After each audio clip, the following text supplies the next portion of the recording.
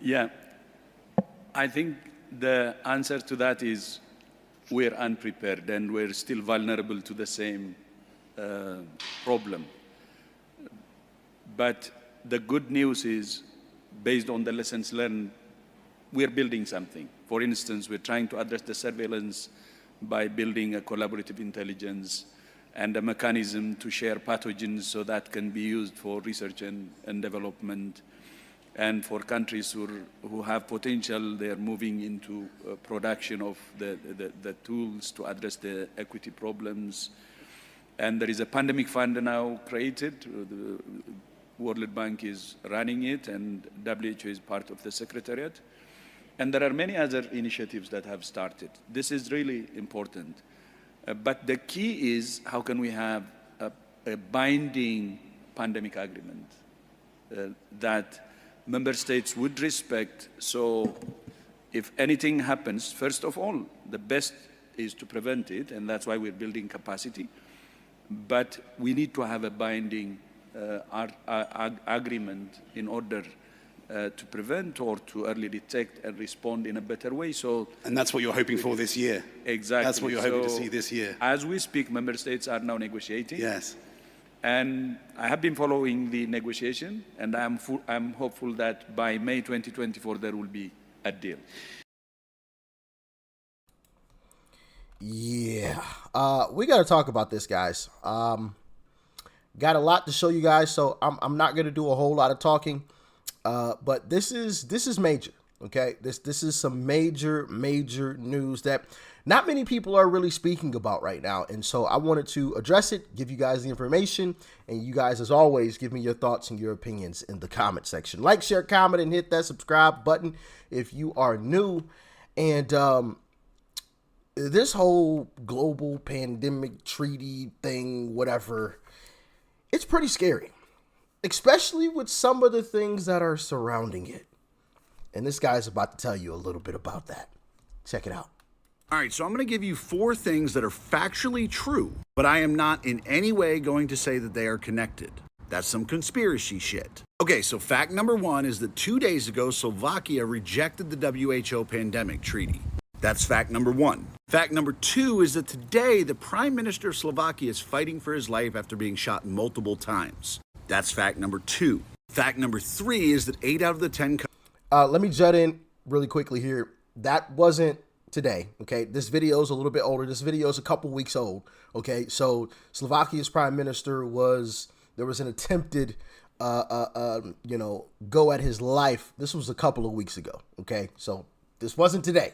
And the good news is he's recovering, so that attempt was not successful. But let's continue. Countries that have rejected the WHO treaty in Africa, countries that have... 3 is that 8 out of the 10 countries that have rejected the WHO treaty in Africa have had coups in the last year.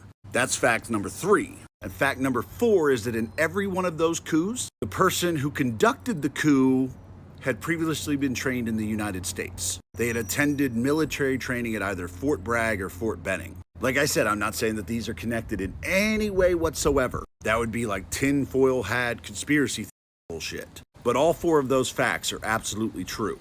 Do with that information what you will. All right, so I'm going to give... What do y'all think? What do y'all think? I also want to play this clip as well, and I'm going to get you guys' thoughts on this. Check it out. The following video is a 2-parter. You're going to want to watch the entire thing to fully understand exactly where we are. To begin with, May 27th, just a few weeks away, may be more important to American history than July 4th. Take a listen. I'm Reggie Littlejohn, co-founder of the Sovereignty Coalition and founder of the Anti-Globalist International Organization. The 2 treaties that are going to be voted on in May 27th of this year, just a few weeks from now, are the greatest threat to freedom that the world has ever faced. Public health is being used as a tool for total control. This is not a public health issue. It's an instrument to introduce Chinese-style totalitarianism to the United States and to the world. Now, the international health regulations, if WHO gets what it wants, they will be able to mandate vaccines, mandate masks, mandate lockdowns, and mandate quarantines. in the United States and all over the world. Also, they will be able to mandate that the governments of the world surveil and censor their citizens, no doubt through mandatory digital IDs, which can be used as the basis of a China social credit system style rule of totalitarian control. Thank you all. I'm pleased to stand with my colleagues and other friends and great patriots that are interested in the sovereignty of America.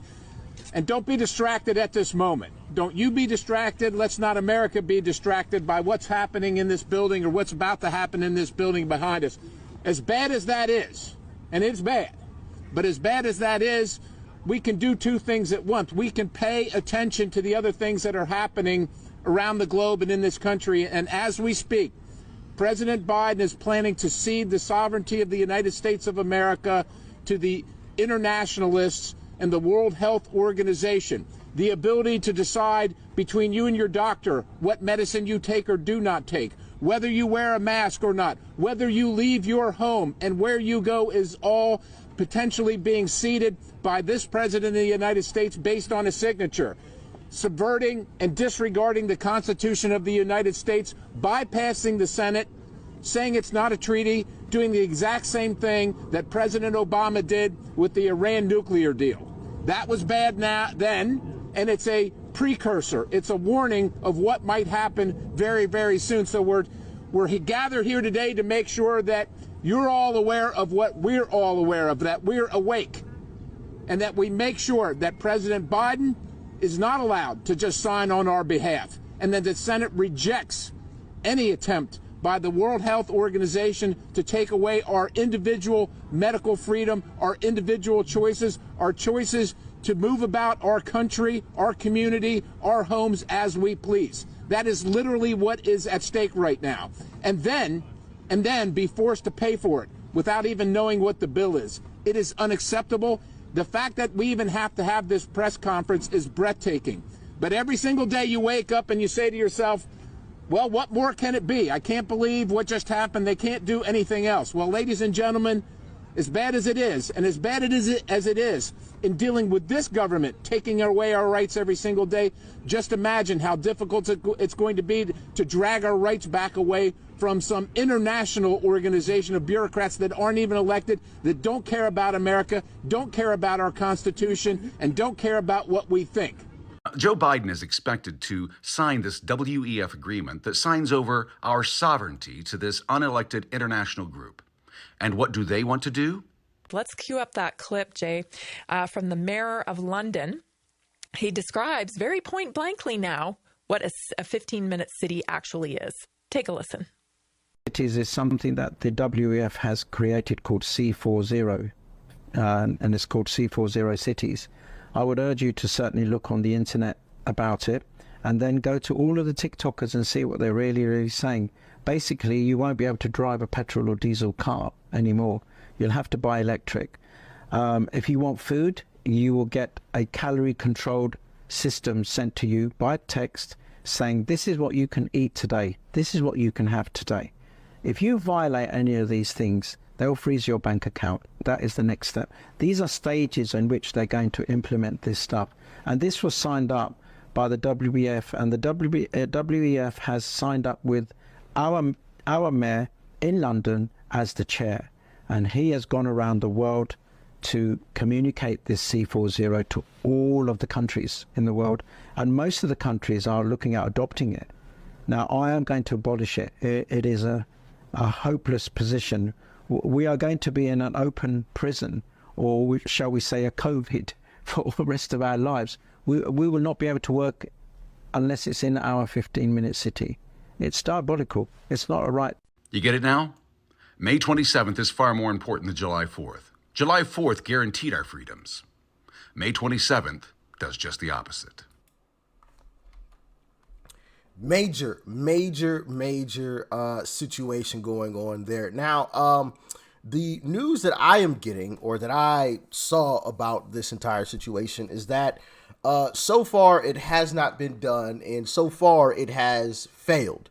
The WHO has failed to garner enough support for this treaty, right?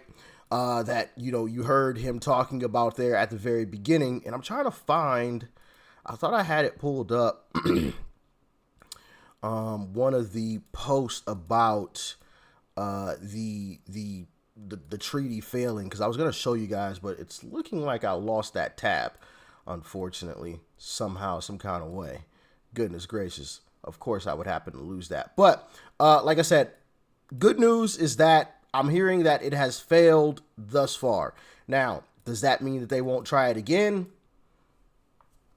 I would be willing to bet that they will, right? I would be willing to bet that, give some more time and they'll try to bring everyone back to the table once again and try to renegotiate things and try to get this treaty signed and put into law, put into place so that they can keep us safe. Remember, and that's one of the things that I always talk about. That's their line now for control. It's to keep us safe.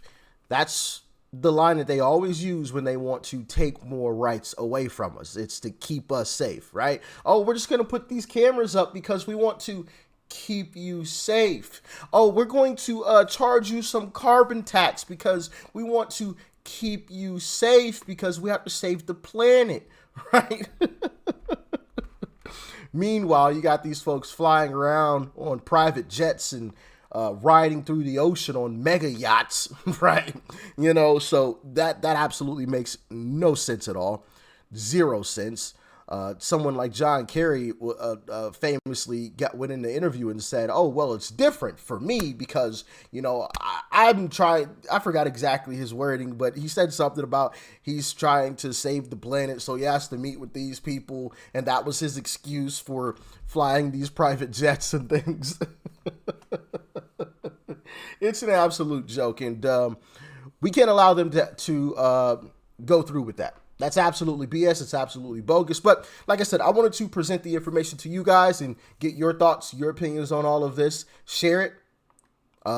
Because like I said, I don't really hear a whole lot of people talking about this, which is kind of crazy, so make sure you guys are sharing this video so America knows what's going on behind the scenes. All right. Y'all stay safe out there. Peace and love. I'm out.